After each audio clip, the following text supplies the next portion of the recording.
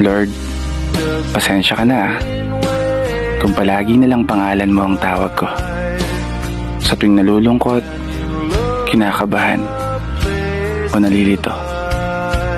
Sa tuwing nagdududa, sa tuwing binabalot ng takot, sa tuwing nasasaktan o nabibigo, ikaw lang ang kakampi ko na pwede kong pagsumbungan.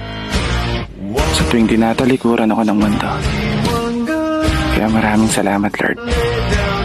Gabayan mo nawa ako hanggang may panalo ko tong buhay na to.